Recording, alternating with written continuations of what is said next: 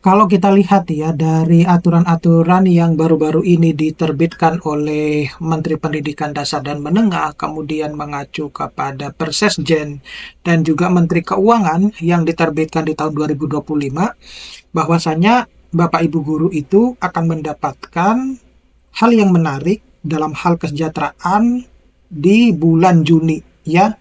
Nah, tentu Bapak Ibu penasaran kira-kira apa yang akan didapatkan pada bulan Juni tersebut. Nah, oleh karena itu tetap stay tune di channel saya, kita bahas ini lebih dalam.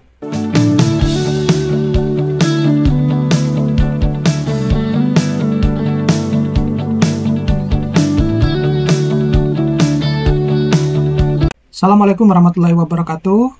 Yang saya muliakan, yang saya banggakan, teman-teman guru di seluruh Indonesia.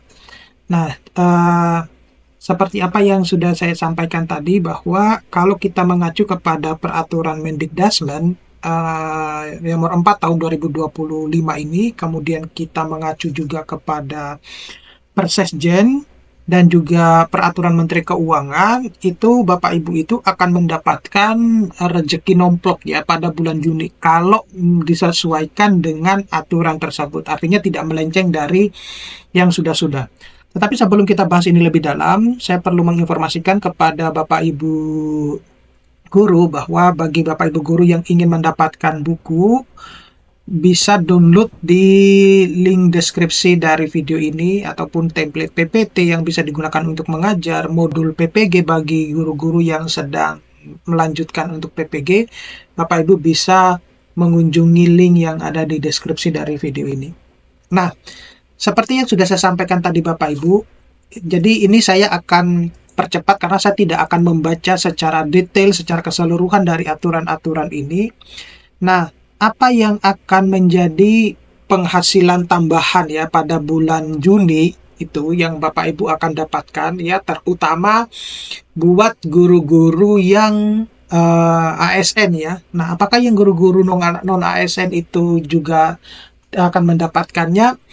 Nah, tergantung ya. Kenapa tergantung? Ya tergantung dari sekolahnya semacam itu. Nah, atau tergantung dari daerahnya.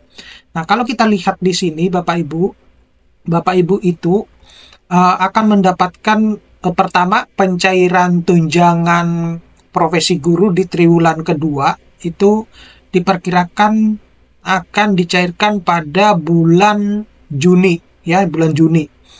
Nah, tetapi dengan catatan bahwa tidak ada kendala apapun seperti yang mungkin Bapak Ibu rasakan atau yang Bapak Ibu alami saat ini, di mana masih banyak tunjangan triwulan pertama itu belum cair, dan bahkan yang tahun 2023 dan 2024 itu juga masih ada yang belum cair. Nah, saya tidak memahami kenapa yang 2023 dan 2024 itu sampai saat ini tuh belum dicairkan. Padahal kita tahu ya itu adalah haknya Bapak Ibu guru gitu.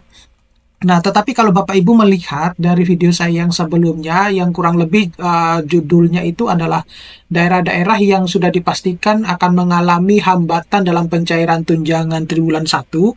Ya, di samping permasalahan teknik seperti kode-kodenya itu yang tidak sesuai. Nah, Bapak Ibu bisa lihat di video saya yang itu, di mana kalau daerah-daerah yang seperti yang saya tampilkan itu sudah dipastikan sulit ya, bukan sulit, tetapi ada sedikit hambatan untuk pencairan tunjangan profesi guru di triwulan pertama. Karena mereka masuk dalam residu NPSN tipe 1. Nah, itu yang dilakukan oleh dari pihak sekolah ke pihak daerah, semacam itu. Jadi, itu yang baru saya tampilkan itu yang 10 besar. Nah, yang di luar dari 10 besar tentunya masih ada gitu ya, tetapi saya hanya cuma mendapatkan izin untuk memberikan informasi itu hanya untuk yang 10 besar saja.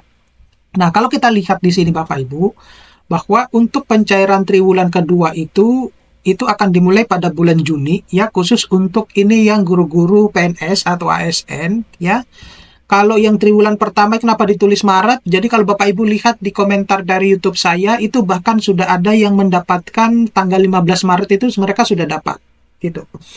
Nah, kemudian kalau yang triwulan kedua itu akan dimulai ya, ditransferkan itu di bulan Juni.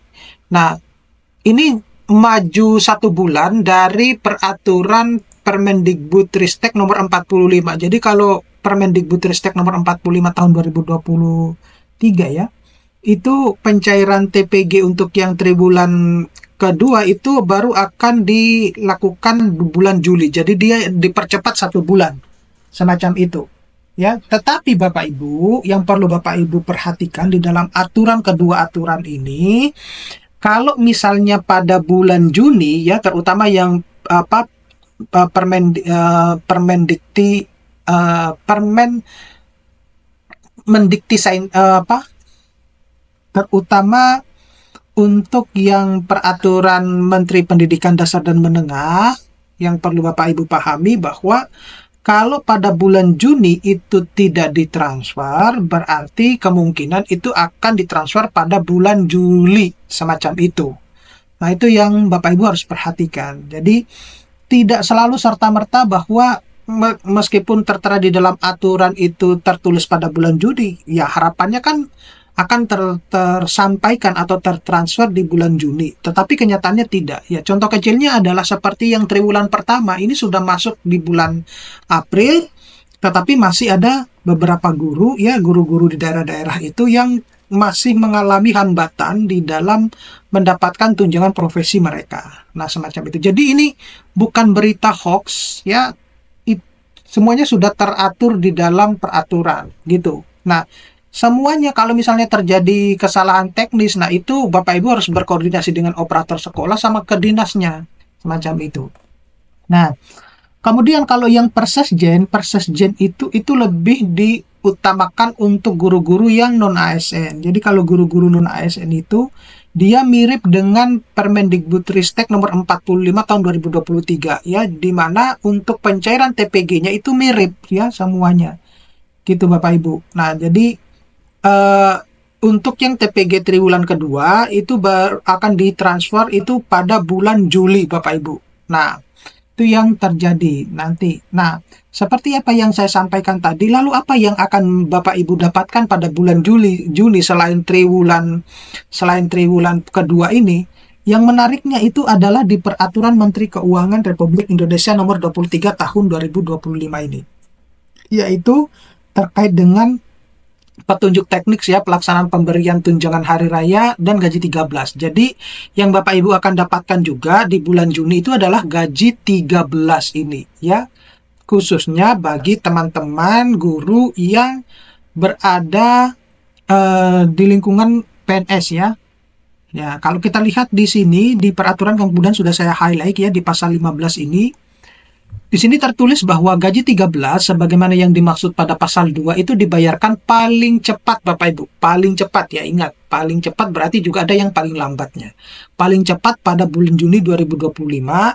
Kemudian hal gaji 13 sebagaimana dimaksud pada ayat 1 yang belum dibayarkan di gaji 13 dapat dibayarkan pada bulan Juni 2025 gitu. Nah, selanjutnya besaran gaji 13 atau setelah bulan Juni ya tadi ya. Kemudian besaran gaji 13 yang dibayarkan sebagaimana yang dimaksud pasal 9 sampai dengan pasal 12 itu didasarkan pada besaran komponen penghasilan yang dibayarkan pada bulan Mei tahun 2025. Jadi katakanlah kalau di bulan Mei itu Bapak Ibu mendapatkan kenaikan gaji, maka akan mengikuti gaji satu kali gaji dari yang di bulan Mei tersebut. Semacam itu Bapak Ibu. Jadi berdoalah mudah-mudahan di bulan April atau bulan Mei itu sudah ada kenaikan gaji.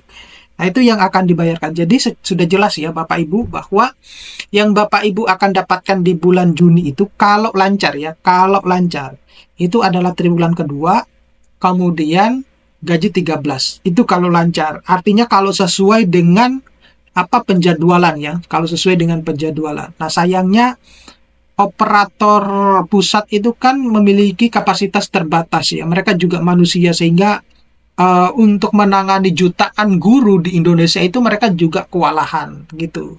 Nah, ini merupakan transisi yang harus kita apresiasi karena tidak lagi akan melalui rekening masing-masing daerahnya, tetapi langsung ke rekening Bapak Ibu guru. Nah, tugasnya adalah kita harus cukup bersabar di sini gitu. Nah, sambil kita berkoordinasi dengan pihak operator sekolah dan pihak daerah, terutama kalau Bapak Ibu sudah melihat video saya yang sebelumnya yang daerah-daerah itu, untuk ya untuk memastikan bahwa kalau daerahnya itu tidak bermasalah, terutama yang berkaitan dengan residu residu NPSN tipe satunya. Oke? Mudah-mudahan ini bisa bermanfaat buat teman-teman guru. Tetap semangat ya. Saya berdoa biar tunjangan profesi guru Bapak Ibu yang sebelumnya belum didapatkan, baik yang 50% maupun yang 100%, mudah-mudahan bisa Bapak Ibu dapatkan, dan kedepannya pencairan tunjangan profesi guru, pencairan tunjangan gaji 13, tunjangan hari raya, dan lain sebagainya selalu diberikan kelancaran. Oke, mudah-mudahan ini bisa bermanfaat. Kita ketemu pada video-video berikutnya. Saya akhiri. Assalamualaikum warahmatullahi wabarakatuh.